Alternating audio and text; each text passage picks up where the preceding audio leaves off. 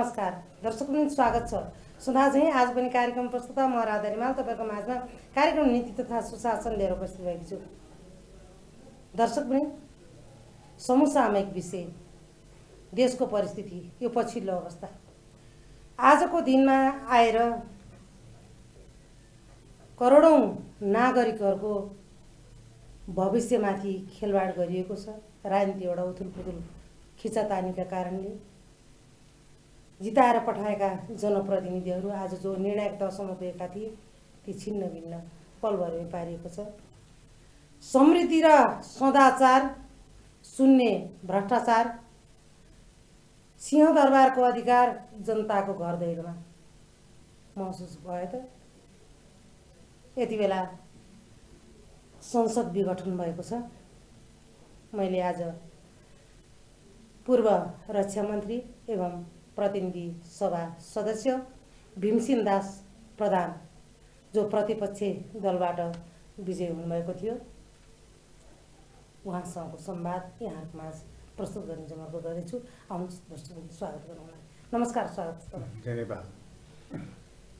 पछिल्लो अवस्थामा सिधै जान चाहे, लामो गर्न। पछिल्लो अवस्था यति बेला जनताको आशा भरोसा र विश्वासलाई पलभरमै तोडिएको छ। संविधान जुन नागरिकहरूको हक अधिकार विशेष गरेर समृद्धि सुशासन सुखी नेपाली र समृद्ध नेपालको जुन नारा र अभियान बोकेको बहुमतको सरकार, तपाईहरु पनि प्रतिनिधि सभाको सदस्य, संसद विघटन किन भयो? सर्वप्रथम त यहाँले भने जस्तै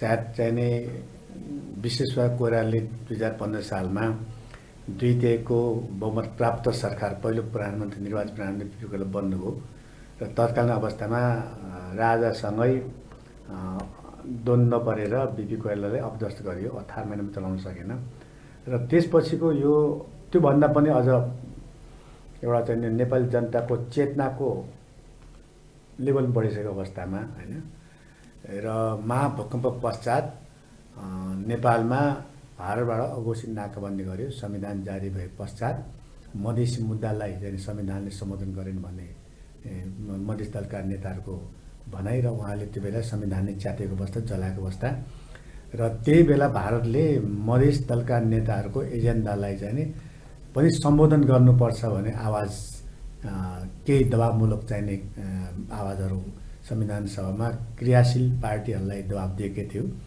तर दबावको बावजुद पनि सबै राजनीतिक पार्टी मिलेर चाहिने भारतको दबावको बावजुद पनि संविधान जारी हो। र त्यसको परिणति के भयो भने अब मधेस मुद्दा सम्बोधन गरेन भने मधेसलाई चाहिँ एकदमै आन्दोलन रूपमा उठायो र आन्दोलन भयो मधेस र त्यसपछि त्यसको लगत्तै चाहिने नेपालमा चाहिँ अघोषित नाकाबन्दी गर्यो। जुन नाकाबन्दीले नेपाली जनतालाई आघात पुग्यो। नेपाली जनता फेरि पीडामा बस्नु पर्यो। भूकम्पको पश्चात अर्को भूकम्प त्यत्रो क्षति भएको अवस्था फेरि त्यसको लगत्तै नाकाबन्दीले पनि एउटा खप्नु पर्यो आघात चाहिँ। र त्यो बेला केपी ओलीले त्यो मुद्दालाई चाहिँ नि उहाँ पार्टीको अध्यक्ष हुनुहुन्थ्यो। उहाँले नेपाली जनता माझमा त्यो मुद्दालाई चाहिँ नि भारत विरोधी रूपमा उहाँले आफू प्रस्तुत गरेर र त्यसको लगदै भएको चाहिँ चुनावमा उहाँले झन्डै झन् 2/3 उन्मुख बहुमत प्राप्त गर्नुभयो र उहाँ अहिले त्यसपछि बनेको सरकारमा 2/3 सरकार मधेस पार्टी सबै मिलाएर उहाँले एउटा 2/3 सरकार गर्नुभयो र जनताले साँच्चै त्यो बेला केपी ओलीको चाहिँ त्यो नेसनल पोस्चर, त्यो राष्ट्रिय आधार र केपी ओलीलाई नै अब चाहिँ एउटा समृद्धि सुखी नेपाल उहाँको घोषणापत्र आधार र माओवादी पनि दुईटा पार्टी चाहिँ इलेक्सन एलायन्समा जनताले मिलेर नै एउटा 2/3 बहुमत सरकार बनाउनले मत दिएको र सबैले आशा भरोसा थुप्रै गरेको र उहाँले हरेक आफ्नो भाषणमा आफ्नो मन्तव्यमा ठुलो आशाहरू बाँडेको पनि थियो उहाँले। तर ती आशा बाँध्दै गर्दा अहिले उहाँको सरकारको चाहिँ नि कार्यशैली हेर्दाखेरि हैन सरकारको डेलिभरी हेर्दाखेरि अहिले वास्तवमा जनताले उहाँले जुन प्रतिवेदन जाहेर गर्यो त्यो अनुसार चाहिँ नि केही नभएको अवस्था। त्यसको अहिले सबभन्दा उदाहरण भनेकै कोभिडको महामारीमा नेपाली जनताले रोजगार गुमाएको, विदेशमा बसेका सबै गल्फ कन्ट्रीबाट नेपाल फर्केको र फेरि भारतबाट नेपालमा कोभिडको महामारी नेपालको सीमानमा आएर बसेको र त्यहाँ पनि व्यवस्थापन गर्न नसकेको र अहिले भेन्टिलेटर नपाएको, अक्सिजनको अभाव र थुप्रै नेपाली नागरिकहरू अब मरेको अवस्थामा र रोजगार गुमेर दिनका दिन भोकै पेट बसिरहेको अवस्था, त्यसलाई पनि सम्बोधन गर्न नसकेको र पिसिआरलाई निःशुल्क गर्छौँ भने सामान्य अदालतको निर्णयलाई पनि उहाँले कार्यान्वयन गर्छु भनेर प्रतिवेदन जारी गरे। तर अहिले व्यवहारमा भन्दाखेरि तपाईँले पाउनुहुन्छ सबै ठाउँ पैसा लिइरहेको अवस्था छ होइन। र त्यो पनि ओम्नी कम्पनीमाथि भ्रष्टाचारको आरोप पनि लाग्यो, त्यसको छानबिन पनि अहिलेसम्म भएको छैन। केही दिन अघि मात्रै लेखा समितिलाई त्यसलाई फेरि त्यो केसले उजागर गरेको छ र अहिले अख्तियार पठाएको छ। र थुप्रै भ्रष्टाचारको निर्माण हत्याकाण्डदेखि व्हाइट बोर्ड प्रकरण, यो चाहिँ मिडियाको काउन्सिलको विधेयक, गुठी विधेयक, सम्पूर्ण कुराहरू हेर्दाखेरि अहिले कुनै पनि राष्ट्रका कुनै पनि क्षेत्रमा चाहिँ जनताले सन्तोष पार्ने सास लिने ठाउँ चाहिँ यो सरकार दिएको छैन। र त्यसको बिचमा अहिले त्यत्रो म्यान्डेट दिएको सरकारलाई अहिले उहाँको आन्तरिक पार्टी झगडा, जुन झगडा सुरुमा उहाँहरूको थिएन, पछि चाहिने एउटा उहाँहरूको एउटा सम्झौता पनि भयो माओवादीसँग। आलो पालो 5 वर्षको समयमा आलो पालो प्रधानमन्त्री खाने भन्ने विषयमा उहाँहरूको एउटा अन्डरस्ट्यान्डिङ भयो। र पछि केपी ओली बिरामी पर्दै जाँदाखेरि त्यो मुद्दाले कमरेड प्रचण्डले चाहिँ त्यसलाई त्यागिदिनु भयो, ल ठिकै छ 5 वर्ष चलाओस् भनेर। र त्यसबिचमा फेरि केपी ओलीकै कारणले जनतामा ज्यादै असन्तोष भएको कारणले नेपाल कम्युनिस्ट पार्टीले केपी ओलीलाई चाहिँ दुईटा पदमा एउटा छोड्नुपर्छ भन्ने त्यो मुद्दा आयो। र त्यो मुद्दामा अहिले डिबेट हुँदाहुँदै, बहस हुँदाहुँदै र अन्तिम घडीमा आएर कसैले थाहा नपाइकन, प्रतिपक्ष पनि सल्लाह नगरिकन, आफ्नै पार्टीका साथीलाई पनि नभनिकन उहाँले एकाएक चाहिने सामान्य राष्ट्रपति कहाँ गएर चाहिने क्याबिनेटको निर्णय भनेर उहाँले संसद विघटनको प्रस्ताव लानुभयो। जबकि क्याबिनेटमा बसेका मन्त्रीहरूलाई पनि त्यो कुराको जानकारी छैन भने उहाँले गुप्त रूपमा चाहिने यो संविधान यसो गर्दा गर्दा के त लोकतन्त्रको पालना भयो। लोकतन्त्रमाथि आघात पार्यो उहाँले होइन। जुन चाहिँ संविधान हामी सबैको साथ दस्तावेज थियो, त्यो संविधान कङ्ग्रेसको मात्रै भनाइबाट आएको होइन, कम्युनिस्ट पार्टी मात्र भने सबैको केही न गिभ एन्ड टेक होइन। जस्तै हामी संसदीय व्यवस्था विश्वास गर्ने पार्टी, हाम्रो प्रत्यक्ष प्रधानमन्त्रीको निर्वाचन हामी विश्वास गर्दैनौँ। त्यसै प्रचण्डको राष्ट्रपतिको मुद्दा उठाउनु भएको थियो, केपी ओली पार्टीले चाहिँ प्रधानमन्त्री भने चाहिँ हामीले संसद व्यवस्था हुनुपर्छ भनेर त्यो नभएर एउटा मिश्रित प्रणालीको चाहिने संविधान जारी हो। जुन संविधान सायद चाहिँ अमेरिका भारतको भन्दा पनि प्रोग्रेसिभ संविधान थियो। त्यसमा थुप्रै कुराहरू चाहिँ आयामहरू थपेको थियो, नयाँ आयामहरू।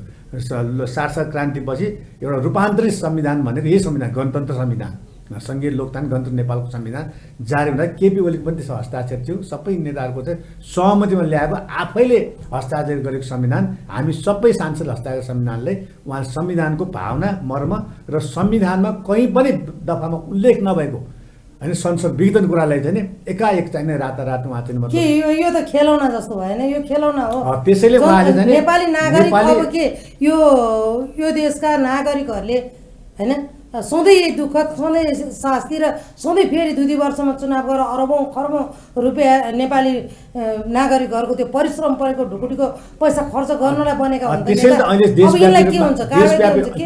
देशव्यापी रूपमा विरोध भइरहेछ। सबै राजनीतिक पार्टीका पार्टीले चाहिँ यसको विरोध जनाएको छ। संविधान विरोधले पनि यो चाहिँ गैर संविधान हो, अलोकतान्त्रिक पद्धति, अलोकतान्त्रिक प्रक्रिया अपनाउनु भयो भन्ने कुरा सबै ठाउँमा जताततै उहाँको विरोध छ अहिले होइन। विरोध किन भयो भने उहाँले संविधानमा होइन कुनै पनि धारामा नलेखेको होइन, उहाँ त्यो धारा प्रयोग गर्ने भने एउटा 85मा संविधानको चाहिँ कार्य अवधि 5 वर्ष तोकेको छ र नेपाली जनताले केपी ओलीलाई 5 वर्ष राज्य गर्न दिएको होइन। हामीले प्रतिपक्ष बस्नु दिएको, हामी प्रतिपक्ष छौँ अहिले पनि होइन।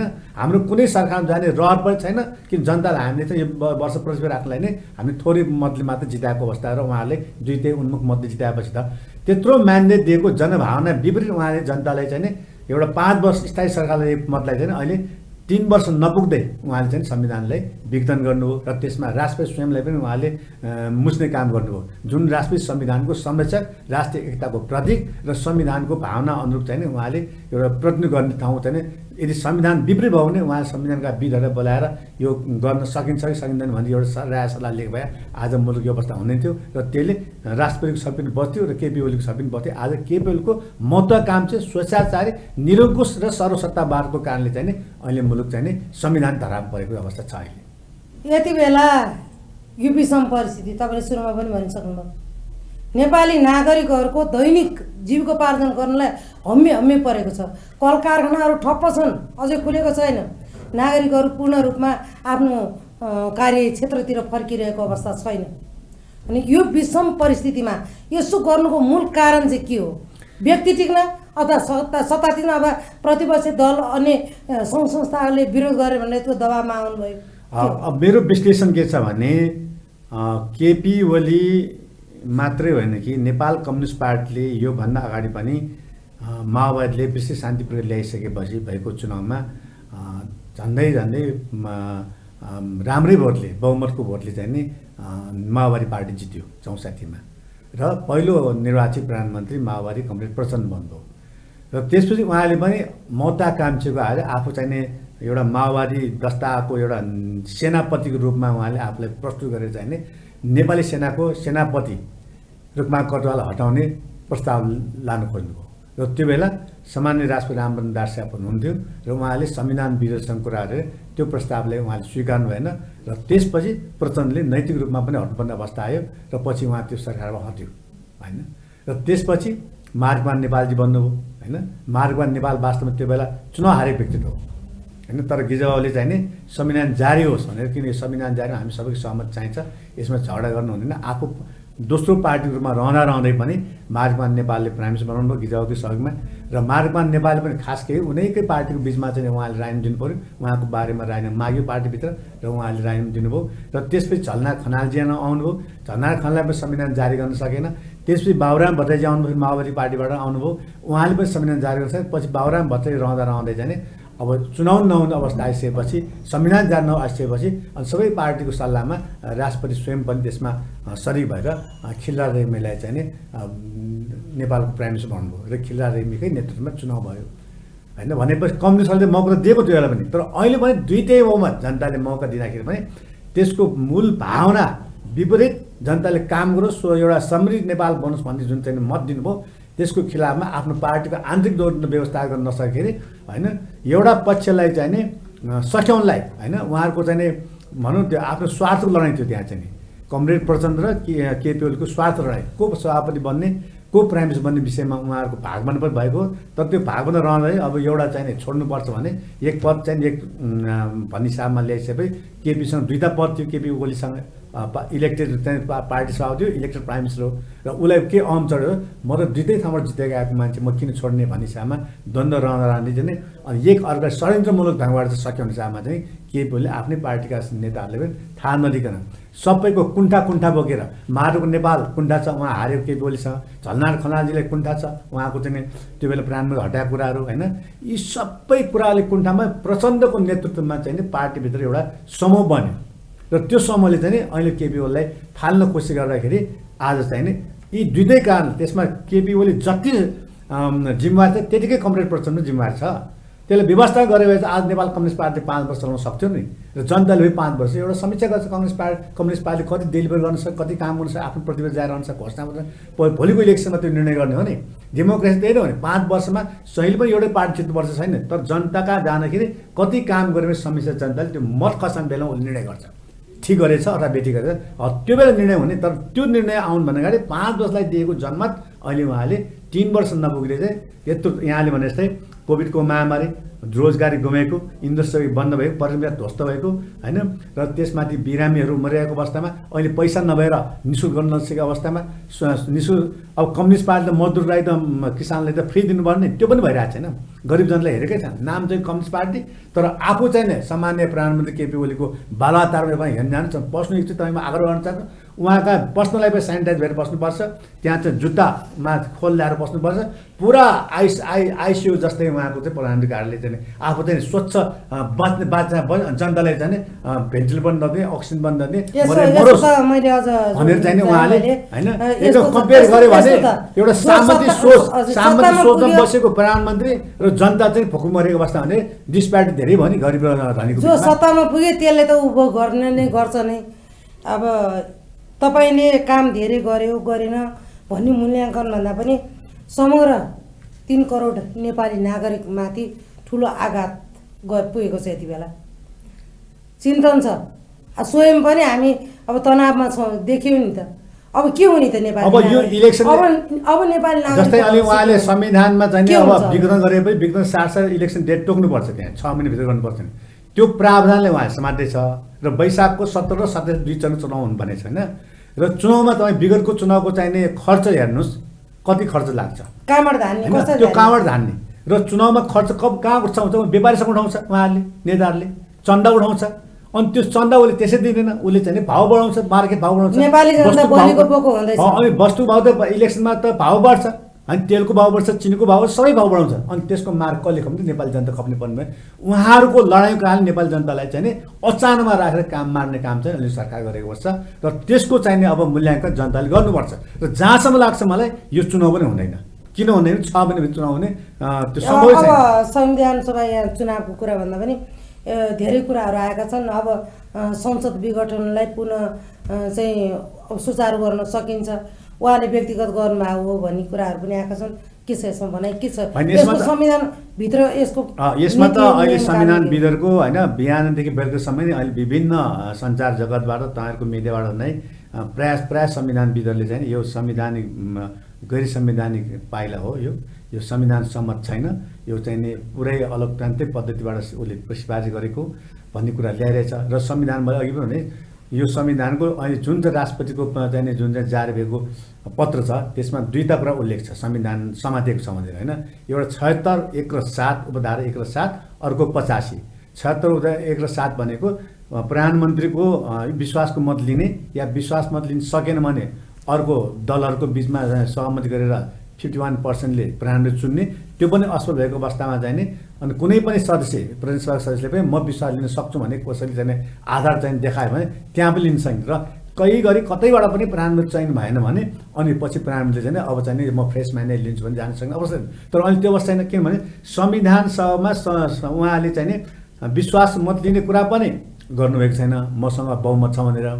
र अर्को प्रतिपक्षी दलमा अहिले पार्टीभित्र रहेका चाहिँ कमरेड प्रचण्डजीले पनि हामी प्रधानमन्त्री फाल्छौँ, अब हामी संसदीय दलबाट चाहिँ नि हामी अविश्वास दर्ता गर्छौँ भनेर सार्वजनिक भनेको थिएन। तर हामीले हिजो मात्रै फेरि थाहा पाए त्यही चाहिँ सचिवालयको यो कर्मचारीले दर्ता गरेको छ। 93 जना सांसदले चाहिँ अविश्वास प्रस्तावमा दर्ता गरेको छ, जुन दर्ता चाहिँ नि उहाँले विघटन गर्नुभन्दा अगाडि नै गरेको रहेछ भन्ने कुरा त्यो कर्मचारीले बताएको अवस्था। भनेपछि प्रधानमन्त्री सायद प्रधान त्यो सुईको पाएर नै हो कि अब मलाई हटाउनु हो, अब म चाहिँ कसैले पनि मौका दिन्न भनेर उहाँले सबै सांसद सन्कीको भरमा झोकको भरमा एउटा चाहिँ आफन्तको भरमा उहाँले चाहिँ नि संविधान विपरीत, संविधानको मूल भावना विपरीत, संविधानमा कहीँ पनि विघटनको दस्तावेज लेखेको धारा छैन।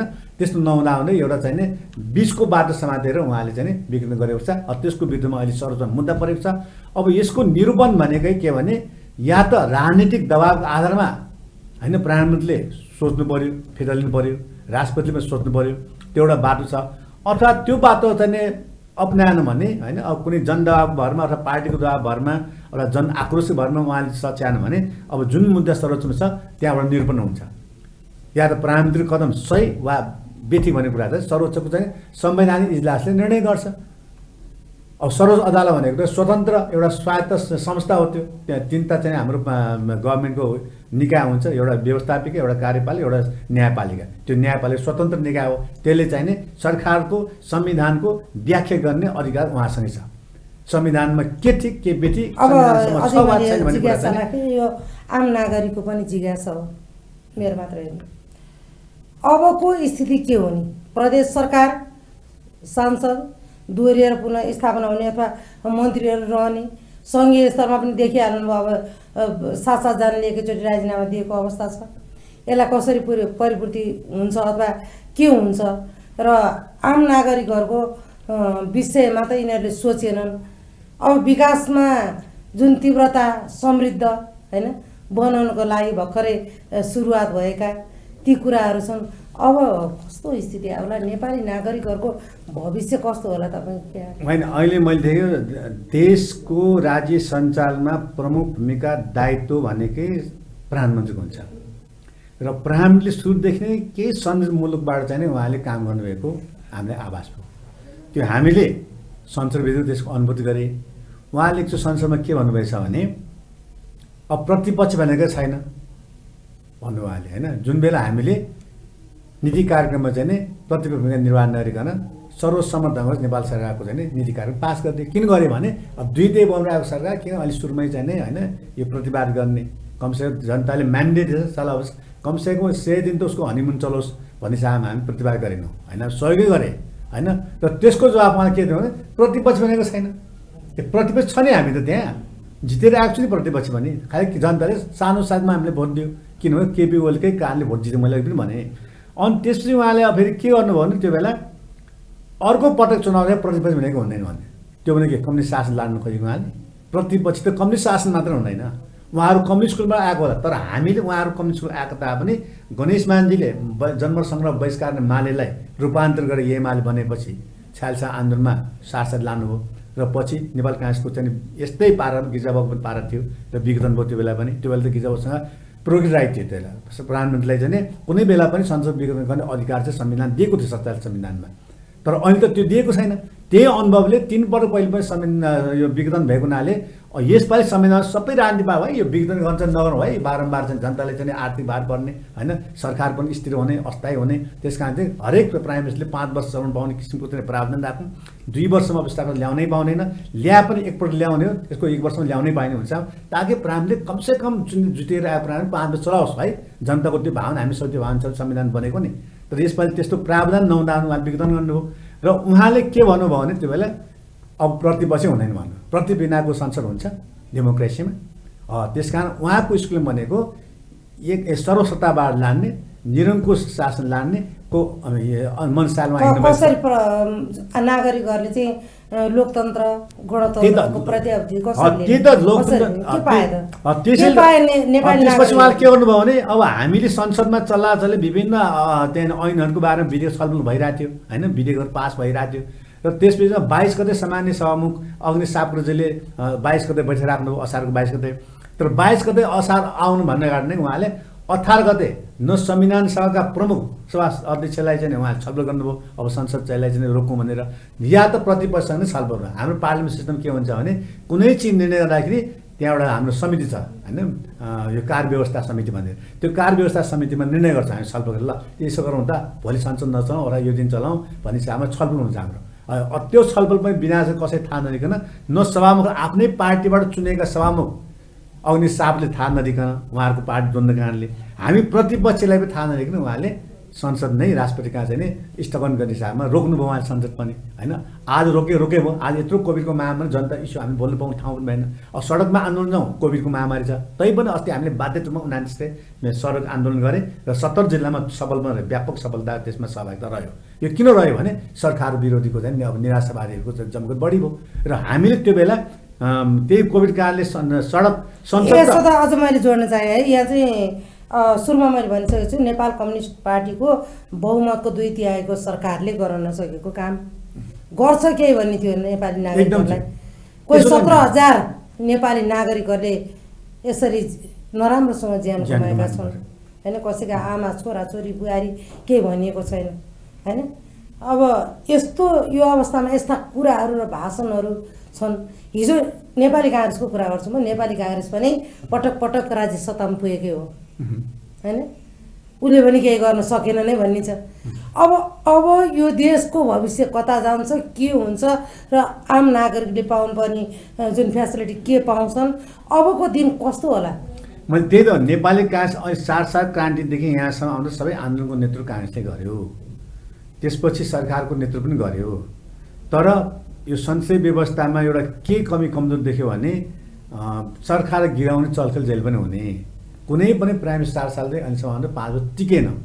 अहिलेसम्म एउटा प्राइम मिनिस्टर पनि पञ्चायतमा टिकेन, बहुदलीय 46 साल बहुदलीय व्यवस्थामा टिकेन भन्ने त्यो सबै अनुभव बदलेर यसपालि चाहिँ त्यस्तो किसिम नहोस्। अब संविधान कमसेकम जितेको प्राइम मिनिस्टर 5 चलाउनु पाओस् भनेर नै यी प्रावधान राखेको, विघटन गर्ने प्रावधान छैन त्यहाँ।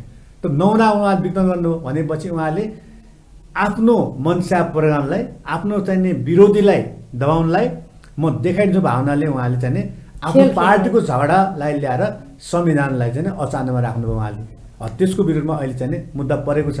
त्यस कारण यसको निरूपण भनेकै अब चाहिँ के गर्नु पर्यो, मैले भने यो कम्युनिस्ट शासन भनेको कस्तो रहेछ भने मैले अघि पनि भने अब नेपाली जनता सोच्नु पर्यो, अब कम्युनिस्टलाई भोट दिनु भने हामी 2 पल्ट कम्युनिस्टलाई चाहिँ ठुलो नेपाली काङ्ग्रेसलाई पनि त दियो भने त सत्ता चलाउन नेपाली काङ्ग्रेसले त त्यस्तो म्यान्डेट पाएकै छैन नि, 2/3 बहुमत। बिपीको टाइममा महेन्द्रले कु गर्यो होइन, त्यसमा भारतको भूमिका रह्यो होइन, त्यो बेला नेहरूसँग अलिकति बिपीको चाहिँ परराजनीतिमा टक्कर परेको थियो होइन। अब यसो भने म अझै यसलाई जोड्न चाहेँ भने के नेपाली काङ्ग्रेस अब नेपाली काङ्ग्रेसको बहुमत आउँछ र राज्य सत्ता चलाउँछ भने त्यो त जनता निर्णय गर्ने हो। अब नेपाली काङ्ग्रेस यो मुद्दालाई जनता माझमा लानुपर्छ होइन, यो गल्ती गरी सरकार भन्ने कुरा मुद्दा स्पष्ट रूपमा राख्नुपर्छ जनता बिचमा गएर, जनतालाई पनि आन्दोलनमा उठाउनु पर्यो होइन, ताकि जनता सहभागी हुनु पर्यो।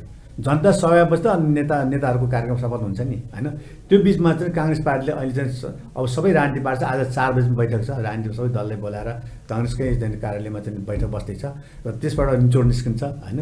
त्यसपछि अब संविधान बाटो के अदालती बाटोमा जाने एउटा पक्ष होला, अर्को चाहिँ नि प्रधानमन्त्रीलाई प्रेसर दिने, राष्ट्रपतिलाई प्रेसर दिने र प्रेसर नभए चाहिँ यसलाई चाहिँ आन्दोलनमा उठाउने कुरा हुनसक्छ। त्यो विषयमा अहिले छलफल हुँदैछ कुन बाटो हुँदा चाहिँ उपयुक्त हुन्छ, जसले चाहिँ शान्तिपूर्ण ढङ्गबाट यसको अवतार हुन सक्छ होइन।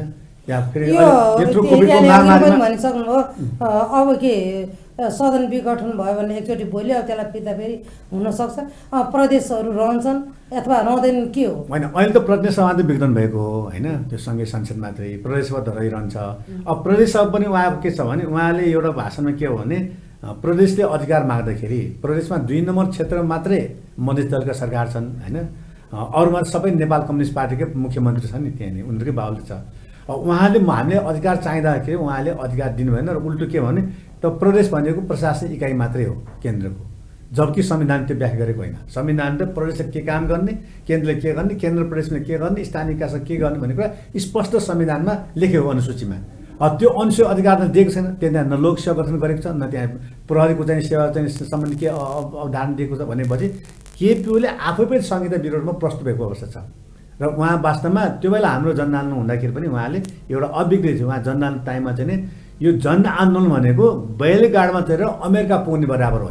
अब बैलगाडा चढेर अमेरिका पुग्न सकिन्छ, हामी सक्दैन, हिँडेर दर्शिँदैन, बैलगाडा चढ्न सकिन्न भने त्यस्तो उहाँको अभिज्ञ। उहाँ त संहिता विरोधी रूपमा रहेको हुनाले कतै कतै जाने मान्छेले शङ्का भयो कतै संहिता खारिज गर्ने हो केपीओले भन्ने हिसाबमा पनि मान्छे। तर हामी नेपालका अन्य पार्टी संहिताको संरक्षक रूपमा हामी आन्दोलन चलाउँछौँ, यो संविधानलाई हामी संरक्षण गर्छौँ, कुनै हाल पनि हामी संविधानबाट डिले गर्न दिँदैनौँ।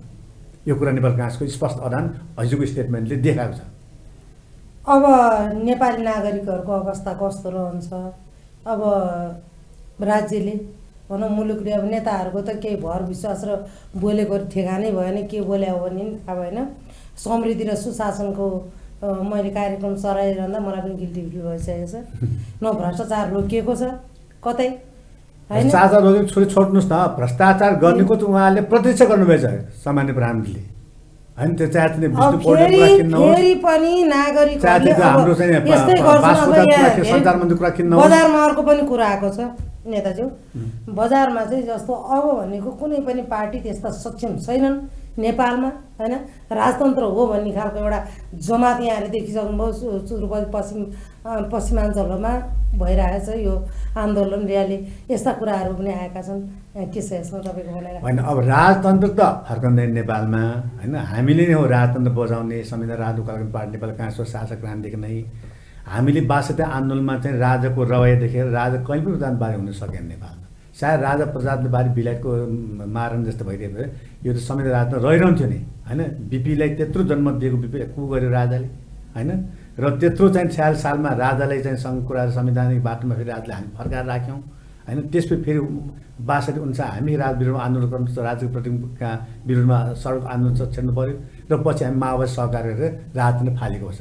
राजतन्त्र बोक्ने भने पार्टी नेपाल काङ्ग्रेस मात्रै हो, तर नेपाल काङ्ग्रेस आफैले गिजाको नेतृत्वमा अब हामी राजतन्त्र बोक्दैनौँ। राजतन्त्र 50 वर्ष सहकार राजा कहीँ पनि जानबारी हुन सकेन भने निष्कर्ष निकाल हामी राजतन्त्र छोडेको। राजतन्त्र बोकाल गर्ने पार्टी हामी मात्रै हो नेपालमा होइन। राप्रो बोले नेपालमा भने राप्रो अहिले एउटा सिट जितेछ होइन। हिजो गाईकै कुरा लिएर उहाँ हिन्दू राष्ट्रको कुरा वकाल गरेको पार्टी जितेन। त्यस कारण चाहिँ के भने राजतन्त्र र इतिहासको पार्टी भयो, यो फर्कँदैन होइन। त्यस कारण यो संविधानमा धेरै कुराहरू प्रगतिशील कुरा छन् होइन। महिलाको प्रतिनिधि, जनजाति प्रतिनिधि, दलित, आदिवासी होइन भन्ने किसिममा पूर्व राष्ट्रपति र उपराष्ट्रपति महिला पुरुष हुनुपर्ने, मेरो र मेरो महिला पुरुष हुनुपर्ने, संविधानको सभामुख र उपसभामुख भिन्न जातको भिन्न दलको हुनुपर्ने, यस्तो संविधान संसारमा कहीँ पनि छ। तर हामीले यस्तो प्रयोग संविधान ल्याएको छ त्यहाँ यो नै नेपालको चाहिँ भविष्यको बाटो हो। त्यहाँ राजतन्त्र फर्किने कुरा आउँदैन। राजतन्त्र फर्काउनलाई काङ्ग्रेस पार्टीले बोक्नु, हामी काङ्ग्रेस पार्टी बोक्ने विषयमा हामी कार्यक्रमको अन्तमा छौँ। आम नागरिकहरू जसले तपाईँलाई भोट दिएका छन् होइन, नेपाली नागरिकहरू अत्यन्तै सोझा भन्छु म, मर्न तयार भए, मरिन तयार भए कि आफूलाई सिद्ध्याएर पनि नेता बचाए। आज नेताहरूको कारणले गर्दा देशको यो विषम परिस्थिति, विदेशमा गएका ती युवाहरूले के भन्ने होला नि, यति बेला कसरी सोचेका होलान्। एउटा कोभिडको बेलादेखि त झनै चिनिसकेका छन् भने यो परिस्थितिमा आम नागरिक र सत्ता पछि त के भनौँ सङ्घीय सदन नै विघटन भएको अवस्था छ। विशेष गरेर यति बेलाको समयमा अब नागरिकहरूलाई केही कुराहरू यहाँका सुझाव छन्, के कस्तो व्यवस्थापक भयो भने अब सुधार हुनसक्छ? तपाईँ सुझावसहित आफ्नो भनाइ अन्त गर्नुहोस्। प्रजातन्त्रको विकल्प प्रजातन्त्रै हो, यसको अर्को राम्रो विकल्प छैन। हामीले हिँड्ने बाटो यही बाटो हो। अहिलेकै संविधानले समेत हिँड्नुपर्छ नेपाली जनताले, यसले हामी सबैको भविष्य सुनिश्चित गर्छ। तर तपाईँलाई अब आउने आम निर्वाचनमा कसैको डर भर धम्कीबाट होइन, कसैले पैसा प्रलोभनबाट होइन, राम्रो मान्छे छान्नुहोस्। राम्रो मान्छे संसद पुगेपछि मात्रै हामीले डेलिभर गर्न सक्छौँ भन्ने कुरा हामीले बारम्बार चाहिँ नेतृत्व चयनको कुरामा हामी देखिसकेको। त्यस कारण चाहिँ आफ्नो क्षेत्रबाट चुनावमा जाँदाखेरि राम्रो मान्छे चयन गर्नु, जुनसुकै पार्टी किन नहोस्, राम्रो चयन गर्यो भने त्यसले डेलिभर गर्न सक्छ। त्यस कारण त देशको प्रधानमन्त्री हुने मान्छे, देशको चाहिँ सभामुख हुने मान्छे, देशको चाहिने राष्ट्रपति हुने मान्छे र देशको प्रधान न्यायाधीश हुने मान्छे राम्रो भएन भने सिस्टमले सस्टेन गर्दैन। अहिले नेपालमा देखेको त्यही नै हो। एक नम्बरको नेता चाहिने मनपर गर्न थालेपछि त्यो व्यक्तिको कारणले चाहिँ राम्रो संविधान पनि लाई नराम्रो संविधान देखिरहेको छ। कारण किन त्यो कानुन गर्ने मान्छे ठाउँमा राम्रो पुगेन कि। त्यस कारण चाहिँ म सम्पूर्ण नेपाली जनताले अब आउने निर्वाचनमा तपाईँले चाहिँ आफ्नो क्षेत्रमा चुनिन जाँदाखेरि राम्रो मान्छे चयन गर्नुहोस्। कसैको चाहिँ पैसाको लोभमा, कसैको दर धम्कीको लोभमा होइन, अथवा जातीय आधारमा चाहिँ चयन नहुनुहोस्। जसले यो मुलुकको लागि राम्रो गर्नु छ त्यस्तो मान्छे चाहिँ हेरेर दिनुहोस्। त्यही नै हो अहिले गर्नुपर्ने। किन अहिले जनताको चेतना चाहिँ तपाईँको सञ्चार माध्यममा धेरै कुरा तपाईँले चाहिँ मसला दिएको छ जनतालाई होइन, कुन ठिक कुन बेठिक भन्ने कुरा। अनि सञ्चार जगत, प्रेस पत्रकारले, सञ्चार जगतले हरेक कुरा हामीले पस्काइरहेको छ। बिहानदेखि बेलुकासम्म सुन्दाखेरि यो चिज खराब भएछ, त्यो खराबको मूल्याङ्कन गर्नुहोस् र खराब व्यक्तिलाई चयन नगर्नुहोस्। मेरो यही आग्रह छ जनता। हस्, धन्यवाद छ तपाईँको व्यस्त समय उपलब्ध गराउनुभयो। समसामयिक विषयमा आज हामीले विशेष बहस गऱ्यौँ र सङ्घीय सदन जुन विघटन भएको छ, अबको दिनमा के हुने भन्ने विषयमा अझै यहाँले जिज्ञासा आवश्यक पऱ्यो भने यहाँसँग अझै पनि हामी जोडिनेछौँ भन्ने धन्यवाद दिन चाहन्छु। दर्शकवृन्द, हामी नेपाली नागरिकहरूको दुर्भाग्य भन्नुपर्छ, यस्ता नेताहरू हामीले बनायौँ।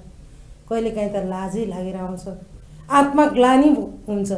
यस्ता नेताहरूलाई हामीले भोट दिएर पठायौँ, जसले यो राज्य, यो मुलुक, यो सत्ता व्यक्तिगत स्वार्थको लागि खेलिरहेको छ, लडिरहेको छ। नागरिकलाई देखाएका ती मिठा सपनाहरू एकातिर पोको पारेर फ्यालेर होडबाजी चलाएर आज संविधान विपरीत जुन सङ्घीय सदन विघटन गरेको छ, नेपाली नागरिकहरूमाथि यो घात गरेको हो भन्दै मलाई आज चाहिँ धेरै बोल्न मन लागेन।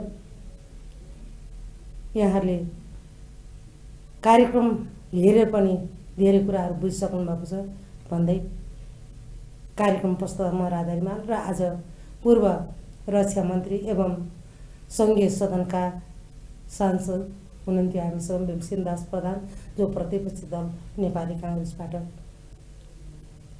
हुनुहुन्छ, उहाँसहितको सम्पूर्ण बिदा हुन्छ। हस्त, नमस्कार।